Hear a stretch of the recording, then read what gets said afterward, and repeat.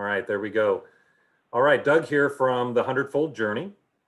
Thanks for joining our Wednesday night live event, the event where you meet the leadership team at 100-Fold. Last week we met Joe, also known as Dr. You Be Happy, and he talked about happiness last week. And then before that we met with Rashi, and she talks about discovering how there's a faith in a unity in our faith, and that there's a single message that God is one, and we have a united spirit out there. And Rashi talked about that. Katie, a few weeks back, she talks about yoga and meditation and crystals, and relating that to our Creator, and how those were all designed as different ways of viewing God and approaching God. So yoga and meditation comes from Katie. And then I talked a few weeks back about understanding our true identity. And 1 John 4:17 says, as Jesus is, so I am in this world. And I talk about biblical, spiritual realities of who we are and who God is. So the essence of this is the 100-Fold Journey is about a group of people that are looking to find their true identity, and by doing so, finding God's true identity. So tonight we're going to hear from Rich, who I've known for at least 15 years. 2 years ago, we reconnected after not seeing each other for several years. That proved to be a pivotal time for me and for him, as that was the start of the 100-Fold Journey that we have today. So literally it started 2 years ago, and it's evolved and it's changed to what it is now. But it all started literally 2 years ago when Rich and I reconnected. As described above, each of our leaders have a different modality, a bent towards what they represents to 100-Fold. So Rich represents our mind, our brain, our thoughts, and how powerful they are, and that we have the power to change them. So without further ado, I introduce Rich to you. So Rich, it's all yours. Thank you for your setting this up. All right. Well, thanks everybody. First I want to say, I'm going to give you what my truth is this evening. This doesn't have to be your truth, but it's my truth. And my hope is that there's going to be something within my truth that connects with your truth. And, hopefully you can pull something out of this that you can use for your daily life. So this evening is really about my journey from being a dirty, rotten sinner, living a daily hell, to becoming a life-giving spirit on the 100-Fold Journey, experiencing heaven every day. And to be sure, my path to the 100-Fold Journey was very much like walking a crooked mile. In my Christian walk, I've always felt like I've been 2 steps forward, 3 steps back, right? Very, very frustrating, no consistency. And I've lived the insanity of the Christian life, and it very nearly cost me my life. And I think in order to truly appreciate where I'm at today, I need to go back just a little bit and explain my relationship and my understanding of Christianity so you understand my path. But I think that most of you are going to relate to many parts of my path, of my Christian walk. So after I go through some of that, I'm going to fast forward to a couple of years ago. And as Doug mentioned, when we met and what happened for me when everything changed. And I think that's going to help put perspective of my view of the 100-Fold Journey. So I'll just start at the beginning. And at the beginning, from the time I was a little guy, I went to church with my grandmother. And my grandmother was Church of Christ. And if you know anything about the Church of Christ, it is full of rules for days and days, right? The only 2 things they love more than Jesus were their rules and their potluck lunches. So my childhood was, don't do this, but go eat that. And that was it. And now at 53 years old, I've spent about 51 of my years on this planet, maybe 52, going to different Christian churches, but the message is always the same. There's something that I have to go do in order to be who I already am. And the crazy thing was when I'm inside this program called religion, I didn't know it. And I didn't question it because it's all that I had ever known. And it wasn't until I almost ended my own life 2 years ago, like when Doug and I had met, that I had the courage to truly even question anything about this thing that I called religion. So my Christian life was always about trying to check these boxes of being a good Christian every day and every week. And to be blunt, my walk was really erratic. It was inconsistent. And it was really unpredictable because for me, it went based upon how I was feeling in that day and that week and that moment. But it was this whole drill of checking the boxes, you know, and it's something that I think we've all gone through. It's read your Bible verses, right? Keep a prayer journal because God's not going to be able to hear you if you don't write everything down. You don't want to forget what you're asking God to do for you. It's about praying every day. But for me, it was way more like a monologue rather than a dialogue. I was not a good listener. I was always way too busy trying to impress God with how humble I was or how sorry I was that I was a dirty, rotten sinner. And I was pretty sure that's what he wanted to hear. And I thought, if I tell God what he wants to hear, then he's going to approve of me, right? But the whole goal of everything I was doing was always sin avoidance. It was always about avoiding sin. Don't cuss, don't drink, don't fornicate, just don't do bad things. All the things that I was really good at, all the things that I got really good at in the Marines, they said, those aren't good things to do. Those aren't things you should be doing. And a matter of fact, all those things you're doing, those are the things that are going to separate you from God. And for me, the church turned Christianity into all about behavior management. So if I could somehow graduate Christian behavior management school, then I had to prove my faith by my works, because we all know that faith without works is dead, right? So you got to go do, you got to go serve. And the whole system was that if you serve good enough, if you're there whenever the doors are open, we're going to give you a gold star, buddy. We're going to give you that gold star. We're going to put in a good word with you with Jesus, all right? And we're going to get you on the front row for sure. But it's always been about doing the right things so that God would approve of me and not be an angry God and not punish me, right? And if I could describe my Christian walk in 2 words for 51 plus years, I'd honestly say it was punishment avoidance, right? What do I have to do? And it was always this vicious cycle to trying to determine whether I checked enough boxes to merit God's favor.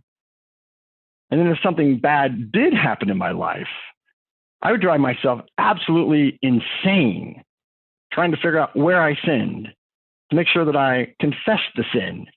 And then if it was a particularly egregious sin, then I definitely had to make sure that I promised God I would never do it again, which I knew was a lie, because if I did it once, I was going to do it again. I did it because I enjoyed it, but I kind of felt like that's what God wanted to hear. But my belief was that I had to show the appropriate amount of guilt and shame first, right? We were always told about grace and forgiveness, but the only way to get those 2 things for real was to make sure you go straight through this path of guilt and shame. Then you qualified for grace and forgiveness, right? And if you went too fast, people were going to remind you that you didn't feel enough guilt and shame, right? That you can't just take grace and forgiveness. You don't want to, just take grace for granted. So I would live in this guilt and this shame and this fear many times for something I hadn't even done yet, right? I just felt like, well, I'm going to do it, so I might as well just stay there, right? Just became a good sort of a conditioned response to good Christian living was to feel guilt and shame. And all I can tell you is that it was exasperating. It was endless. It was excruciatingly impossible. And if I'm honest about it, it was just way easier to be a dirty, rotten sinner. And it was way more fun. And I was never going to get it right anyway, so what's the point of trying? And that's kind of the way I looked at it. But what I know today is that religion is what puts all these expectations upon us, expectations that God simply does not put there. And honestly, I know I'm going to offend some of you with what I'm about ready to say, and that's okay for me, right? But I think that Western Christianity is a pretty awesome racket, right? They set up a system that was built upon all of these expectations, which Christ never gave us, which no one can meet, that then produces this unending supply of guilt and shame and fear and lack. And then they tell you they are the only ones with the solution. but only if you do it their way. Only if you check their boxes, if you meet their expectations, then you can have their favor with your God. And to me, this always seemed to be the exact same system that Christ came to destroy. He came to set us free from religious oppression. And to me, I think he came for one reason. And I know I'll offend a lot of people with this too. And I don't think it was for our salvation. I believe that that was done before the foundation of the earth. I think that he came to point us to the Father, plain and simple. That was it, right? But the question is, who is the Father? Was he the angry God of the Old Testament, or was he the nice God of the New Testament? And Doug, you and I have talked about this. This was always really maddening for me, right? If God is eternal and he's always the same yesterday and today and tomorrow, then how could he be both? I never understood it. My brain just wasn't smart enough to figure this out. And I always joke, like maybe somewhere between the 400 years that the Old Testament and the New Testament was written, I always wondered, did God go on like a long vacation? Did he go to the Bahamas, and did he go on sabbatical, and did he go to find himself and maybe like try to become cool dad? And then once he found himself, he said, all right, Jesus, go on down there. All right, I know that I was projecting my internal anger onto my children, onto the universe. I'm done with that. And maybe he wasn't mad at us anymore. Maybe that's what Jesus came to tell us. And I know that's not right, but I didn't have another explanation, right? What I know is that the Father is, and always has been, and always will be pure love. Pure love, that's it. And pure love is the absence of lack and fear. And ironically, fear and lack is what, in my opinion, Western Christianity is based upon. And I want you to think about this for a second, because this was also part of my journey. This was also part of what led to that fateful day. They gave us a Bible, and they tell us to read it literally, even though Jesus always spoke parabolically.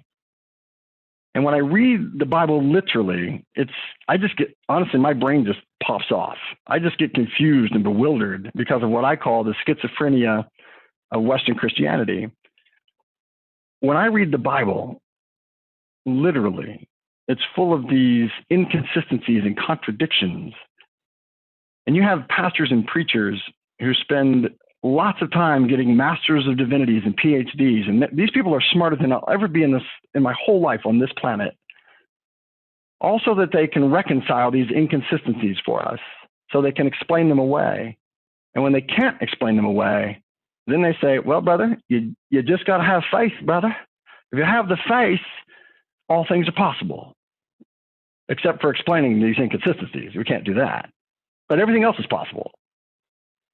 And honestly, it just created more division because it created more confusion. And my question is, why? Why would God, the creator of the universe, who is an orderly God, give us all of these contradictions? And I could never figure this out. Unless these were not contradictions at all. Right? So what I know today is that the Bible must not be read literally. It must be read parabolically. It must be read spiritually, and it must be read allegorically. Jesus says it, Paul says it, others say it, we ignore it. The church ignores it because it's not convenient. And when I read it this way, all of the apparent contradictions of reading it in the literal simply disappear. Then everything lines up perfectly. Then it becomes this very cohesive, cogent, and incredibly consistent body of work that absolutely points to Christ and to the Father. And it tells of a Father who is so much bigger, so much better, so much more loving, and so much more kind than I ever thought he could be, than I was ever taught that he should be. And I think this is because Western Christianity still has Christ entombed with lack and fear. And that's what I believe. And the newsflash for everyone that's listening and that will ever see this, Jesus was not a Christian. He did not follow himself. He only followed what he saw and heard the Father telling him to do, right? And he understood better than anyone that's ever walked this planet or ever will that he and the Father were one. But what I didn't understand at that time, And what I really didn't truly understand, but working with and beside and along with Doug, I've really come to understand is that God and I are also one. And Jesus, he actually says that too. And we kind of gloss over those verses. So, and I want you to think about this for just a second, because this was revelational to me. This was the game changer. What I didn't understand is that right there in the Bible, when we are called the sons of God, and the sons is not gender specific, right? It's gender neutral. It means something really, really amazing in the Hebrew culture that should just be an absolute game changer for you as well. To be a son in the Hebrew culture was to be given the full rights, the full responsibilities, the full privileges, and the full power to act and speak as if you were the father. In fact, it meant that there was nothing that the father can do that you can't do. This is why they crucified Christ, right? When Christ said he was the Son of God, and he was pointing back to their Old Testament, the Old Testament that he knew really, really well, that they all knew, it was right there. He was saying, when I'm a son of God, I'm equal to God. And that was blasphemy to the Jewish leaders. And they were like, oh, no, we got to kill this clown, right? We cannot have people thinking that they're equal to God. Even though it says we're little Elohims, little gods. Even though Old Testament said that very thing, they had to make sure that people knew that they were separate from God, that they were under their authority. And unfortunately, in my opinion, this has never changed. That the Western church, Western Christianity abides by these same rules. They could say something different, but the actions are different. Otherwise, they would point us back to these things and we would live in this freedom. But before I understood all this, I was busy checking these boxes, as I said at the beginning, living full out the insanity of the Christian life, seeing myself as separate from God, knowing he was an angry God, and knowing that I was not then, I was not now, and I never would be good enough to serve this God. So what it forced me to do was look back at all of the lack in my life, and I just figured I deserved it because I was always sinning. I felt powerless to stop sinning. I enjoyed it. Why would I do it? Because all I was going to do is get guilt and shame when I went to church, so why not just do this? But I was constantly fearful that I was not in his will. But I didn't know what the heck his will was anyway. But how could I know? Because I was told that because of all my sins, I can't see and hear God clearly, so I'm not going to know his will. So what's the point? And maybe the most important thing that I would say this evening is this. Whenever you try to plead, you try to serve a father or mother who you know you can never please, the psychological, the emotional, and even the physical damage that it will do to you can destroy you. Or in my case, it can cause you to want to destroy yourself. And Doug, that's where I was 2 years ago, right after we met. And it was a date with destiny that we had in that restaurant. And I know it. We both know it, that was a day that whole thing was there for you and I to meet again. Right? This wouldn't be here without that. So here I am in November 2018 on a Monday night, driving down Byron Highway, a 2-lane highway, going to Bible study. And in that moment, after a really bad business day, and everything was just pressing down. I saw myself as a loser with no hope. And in that moment, it really seemed better to end my life on my way to Bible study. Because I had failed God, and I knew I'd failed him. And I didn't know how to make it right. I just knew that I wasn't good enough. In that moment, probably about 3/4 of a mile up, I saw a semi-truck coming. And before I knew it, my hand was at 11 o'clock. And all I thought was, if I can just pull this wheel hard left, if I can pull it hard left and I can hit this truck just right, I can just be gone and I can be done and I can end the suffering. And that wasn't me. That's not what I was taught, but it was so overwhelming that I was lost. And in that moment, in that very moment, the God of love intervened. And he gave me this deep feeling of peace. And he said, if you'll just keep going this evening, I promise you it'll change the rest of your life. And it really wasn't the words that he said. It was that deep feeling of peace. It just washed over me. In that moment, I knew it was going to be okay, but there was this out-of-body experience where I was standing with God looking at eternity, where you see your whole life flash before your eyes and you know that everything's going to be okay, but you can't explain it. Only in that moment could I see past all of the distractions, all of the lies, the self-imposed lies that I had built my life around. Before I knew it, the truck had passed and I found myself getting out of my car in the parking lot. And I don't even know how I got there. And I went in, and on that night, Doug had the 2 books that changed the rest of my life.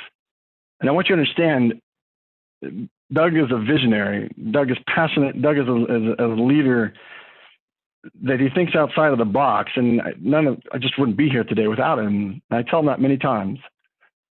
Because there's no church in America that you're going to go to for Bible study and you're going to have the 2 books that he had. It's not going to happen. The first book was The Magic, which was a 28-day daily gratitude program written by Rhonda Byrne, who I was always told was this satanic sinner writing about the law of attraction. She wrote the book called The Secret, and then the book The Greatest Secret. And Doug said he'd done this book 13 times. I was like, whoa, who is this dude? And the other book was Switch on Your Brain by Caroline Leaf, who's a Christian cognitive neuroscientist. And without all the labels, she's just a brilliant human, period, right? So reading these 2 books was absolute divine intervention. God knows more than anything, I'm a why guy. I'm always asking why. It's very annoying to people around me. All I know is that God created everything. Science simply attempts to explain everything. And it's constantly failing forward in its attempt to explain everything. Like, it's misguided. I mean, at one point, science said the earth was flat. It's misguided, but it's not evil. So that was it.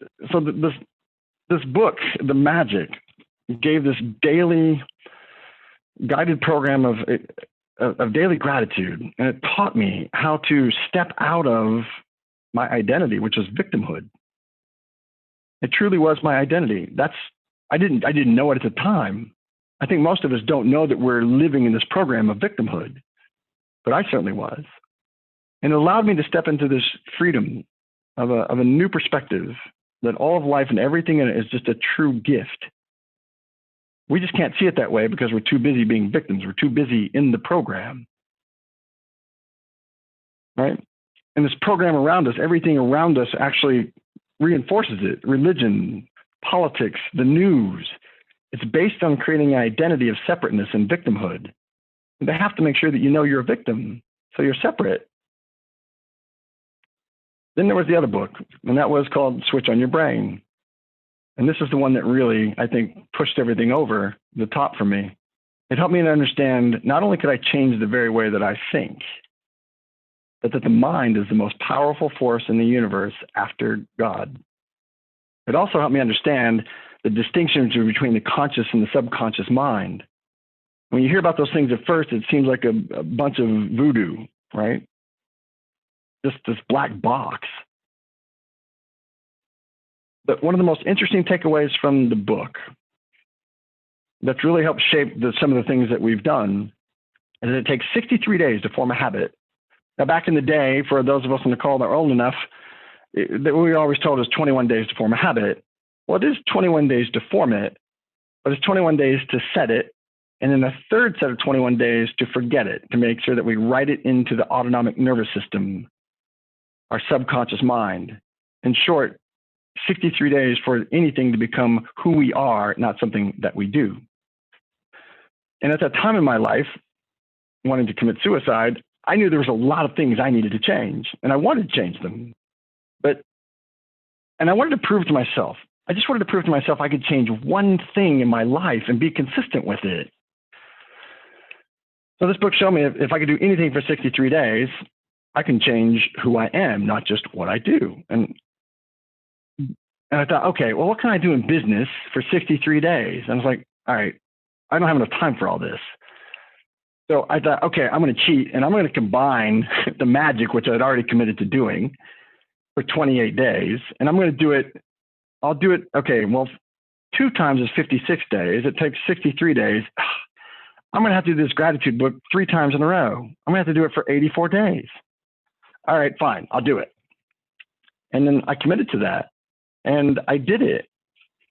And at the end of 84 days, after giving 840 points of gratitude almost over 3 months, my life was completely changed. For the first time, I saw life from a completely different perspective of love and possibilities. And I can't unsee it now.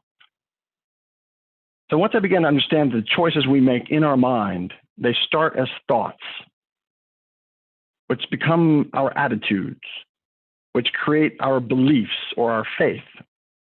And worry is a faith. Worry is a belief. These beliefs become our perceptions, which becomes the lens through which we perceive through all of the 5 senses life around us. It's the lens through which we perceive and make our choices. And so when I saw that I could change this, the net effect was I began to question everything. If all of my beliefs came from my attitudes came from my thoughts, and I can change my thoughts, then I have to question everything I know. And what I know is that God, He doesn't mind if we question everything. He's not afraid of your doubts, of your questions. He's been around for a while. He's probably going to be around for a little while longer. He's seen it. I think he gets amused by science and scientists who are, trying to figure out the infinite, eternal world with their little finite minds, but he doesn't mind it. And I think the irony here is that religion and science, to me, are 2 sides of the same coin. Both are trying to convince us that we are separate from God. So I became fascinated with how all neuroscience, how it works. I'm absolutely filled with awe and wonder as to how God made us. I don't think we question it enough. The human brain is the most complex organism in the universe, period.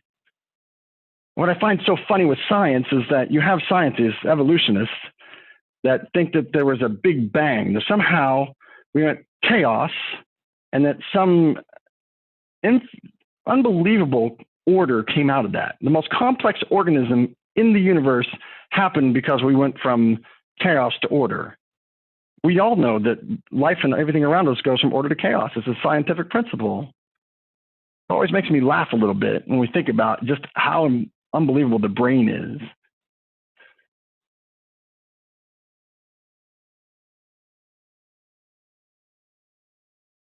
Ultimately, you can't study neuroscience without studying this conscious and subconscious mind, as I talked about.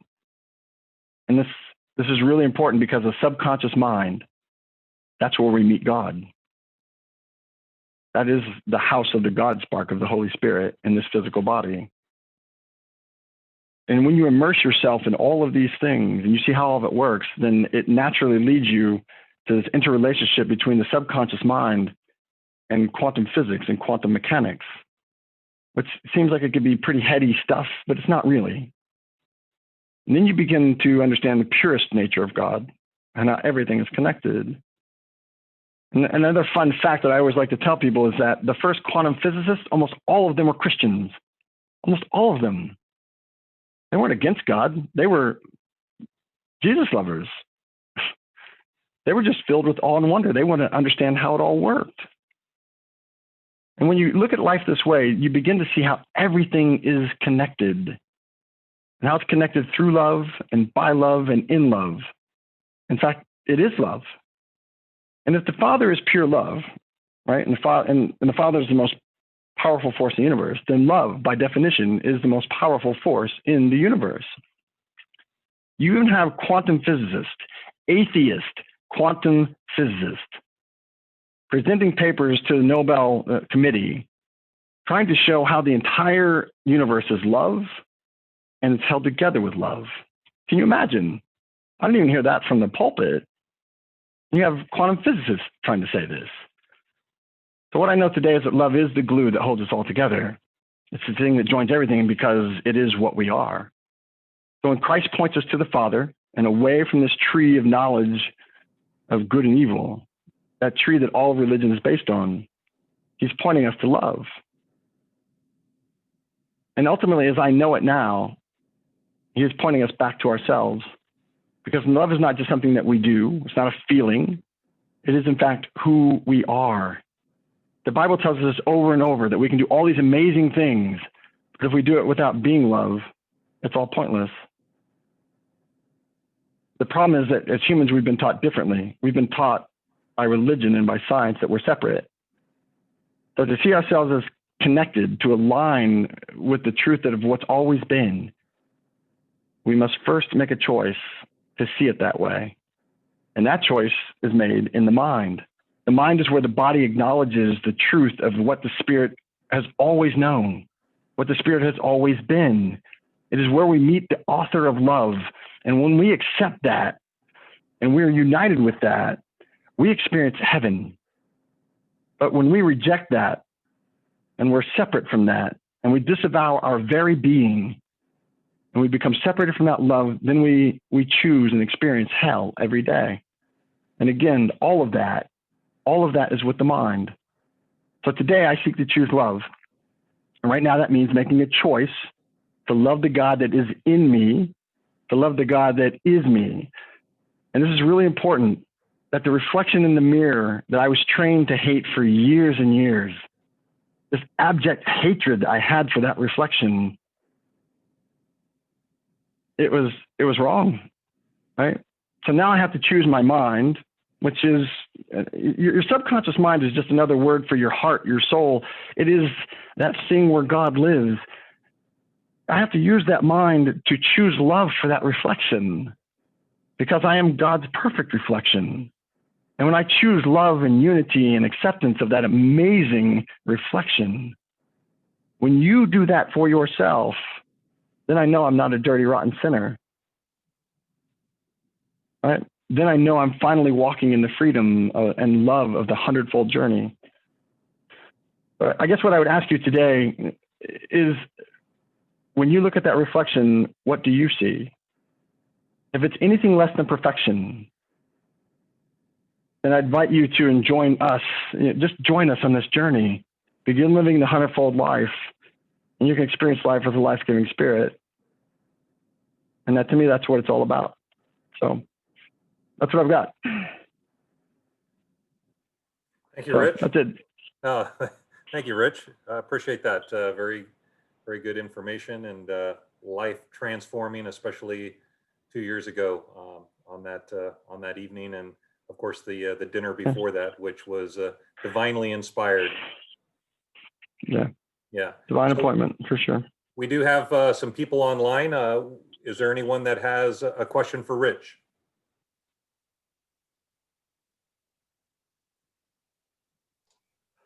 So maybe while we're waiting for Rich, people to... Yeah, go ahead. Rich, do you still go back to those same books?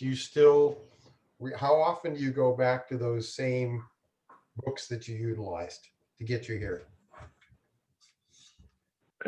I'm in those books all the time, and I know that right after I read those books, I created an 8-week study course for the switch on your brain.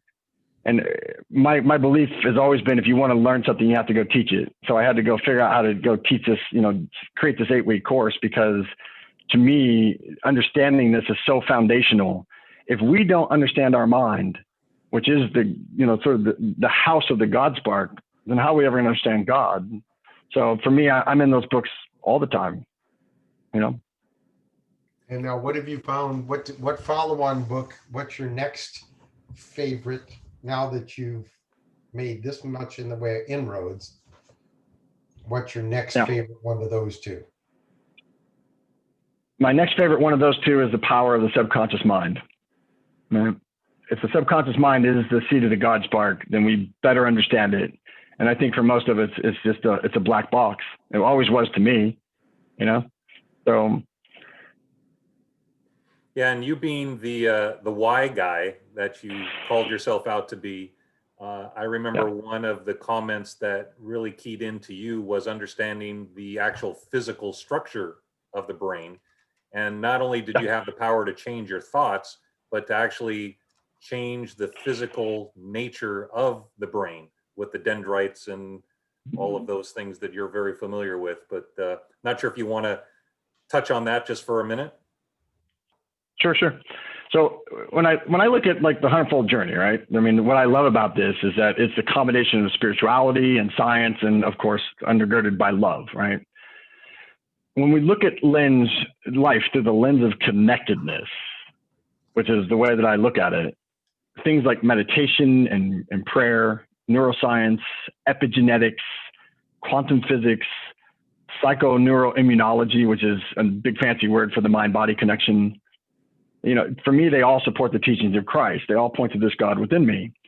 So when we understand that we are creators, that every time we have a thought, it's a thought. We're creating a literal physical protein substance in our brain. We create something out of nothing, just like God did, right? Those thoughts in that protein substance ends up forming dendrites, which are like these tree-like structures in our brain. And so what we don't understand is that it takes time to create those trees, and it takes time if you have, when you do the scans and you see the negativity as these dark spots within these trees, that it takes time to deprogram, and you can literally tear down a tree and rebuild a new tree in its place. And this whole thing that God has given us the ability to do to create these new neural connections, what we don't understand is those neural connections in those dendrites then go and affect the DNA in every cell in our being. And it's this study of called epigenetics, above genetics. And when you begin to study this stuff and you understand that how important our thoughts are, that our thoughts will literally cause the DNA to upregulate and downregulate. It will literally cause cures or cause disease in our body just through our thoughts.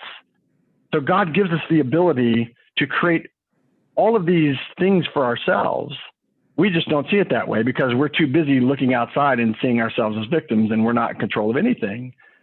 And the great story is that God caused us to be creators, and we get to create this, right? And he's not some cosmic force outside of us. He's inside of us, and he's busy creating with us, right? And Jesus always said the kingdom of heaven was within. That within is within the mind.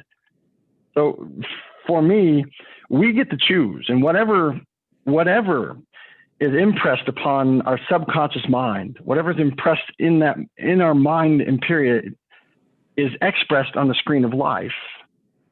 Whatever we believe to be true in our mind, in these thoughts, in these tree-like structures, whatever we believe to be true becomes a reality, and it's expressed in the conditions, the events, and experiences of our life.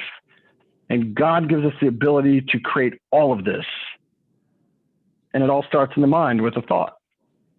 So that to me is pretty fantastic. I don't feel like a victim anymore. I feel like a creator, right? Right. No, very good. Thank you. Thank you, Rich. And Rich will be sharing more of that in future videos and probably go into more detail, I'm sure. So be looking forward to seeing more of that. So I think we have time for one more question. Anybody else would like to ask Rich a question? I have a question. Uh-oh. That was amazing, Rich. That was awesome. You talk about how the Bible is full of parables and it's just stories relating to something inside or outside of ourselves. Mm-hmm. Do you have a favorite one that when you realize it's a parable to your body, that it just like blew your mind? I don't know that I have a favorite parable. I have a favorite verse that is sort of like a parable, sort of that. And what is it? Matthew 6:10. Quick, Doug, tell me what that is. It's part of the Lord's Prayer, right? And it says, "Thy kingdom come, thy will be done in earth as it is in heaven." Right? To me, it's a parable about, sort of what we can expect. So believing that heaven is in the mind, the kingdom within that Jesus tells us, And then whatever is impressed upon our subconscious minds, as I said, is expressed on the screen of life here on earth. And whatever we believe to be true, we'll create in those conditions and experiences around us. As in heaven, so on earth. It is with our mind that we choose that heaven or we choose that hell. So for me, even the Bible in that verse tells us whatever we do in heaven, right, is going to be created here on earth. We just didn't look at it the right way to understand the true power and true totality of that. So that's one I like, because it tells me that I'm a creator with God, and whatever I choose in heaven, I get to experience on earth. And I kind of like that. So. Excellent. But thank you. Yeah. Good questions. Okay, Rich. So that wraps it up. Thank you again for your time. For those that are online, this is recorded and we'll post it on to YouTube as well as Facebook for future reference that you can forward on to your friends and family. We will have another leader share in January. That person is Marissa, and she's going to talk about devotions and journaling and keeping records of gratitude and so forth. She'll be sharing the first Wednesday in January, so be looking forward to that. And if you have any questions, you can always reach out to us on our website at the100FoldJourney.com, or of course on Facebook through posts. You can reach out to us that way with any questions or comments. Again, Rich, thank you for your time. And yeah, appreciate everybody joining us. All right, thanks, guys. Awesome job, buddy. Thank you. All right, see ya. Thank you. Yeah. Bye-bye.